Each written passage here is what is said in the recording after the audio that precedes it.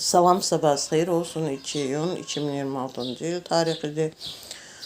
Yaz fəslinin 73-cü, Zülhiccə ayının 16-cı günüdür. İyun ayının ilk həftəsinin ikinci çərşənbə axşamı günüdür. Hər birimizə gözəl bir gün keçirməyə arzu edirəm. Bununla yanaşı 2 iyunda işləri arxasınca gedən, iş yerlərində, ofislərində işləri ilə məşğul olanlara, eləcə də evdə ev işləri ilə, evdarlıqları ilə məşğul olanların hər birinə can sağlığı, iş avadlığı, gözəl, bol bərəkətli, ruzili bir gün keçirməyə arzu edirəm.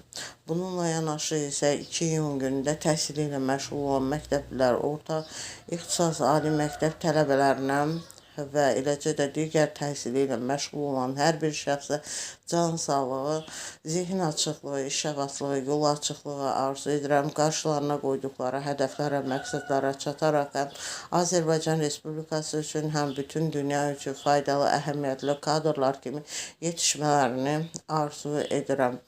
Bununla yanaşı 2 iyunda kimlərin rəhmətə gedənləri var, Allahdan rəhmət diləyirəm, qalanlarına can sağlığı, səbir diləyirəm. 2 iyun günündə kimlərin xəstələri var, xəstələrinə can sağlığı, şəfa diləyirəm. Bütün qazilərimizə can sağlığı, şəfa diləyirəm. Bütün şəhid ailələrini, qazi ailələrini, əskər ailələrini, Azərbaycan ordusunu salamlayıram. Hər birinə can sağlıqlı, xoş xəbərlərlə zəngin dolu olan, sülh əmin-amanlıqlı, firavanlıqlı, bol bərəkətli, ruzili bir gün keçirmələrini arzu edirəm. 2 iyun günündə kimlərin ad günü, şad günü, xoş günüdür. Hər birini bu münasibətlə təbrik edirəm. 2 iyun günündə də tarixi günlər vardır. 2 iyun 455-ci ildə vandalların Romaya hücumu nəticəsində 2 həftə ölkəni taladıqları gündür. 2 iyun 1865-ci ildə Amerika Birləşmiş Ştatlarında vətəndaş müharibəsinin başa çatdığı gündür.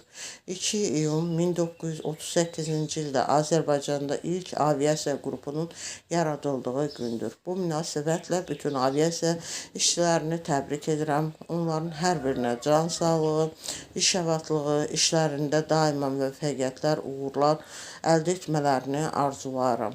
2 iyun 1941-ci ildə Türkiyə Cəza Qanununun 526-cı maddəsində edilən dəyişikliklərdə ərəb dilində azan və namaz oxuyanlara cəza tətbiq edilməsi nəzərdə tutulurdu. Bununla yanaşı 2 iyun 1946-cı ildə referendum nəticəsində İtaliyada monarxiyanın devrildiyi, İtaliya Respublikası elan edildiyi və İtaliya kralı 2. Umbertonun sürgün edildiyi gündür.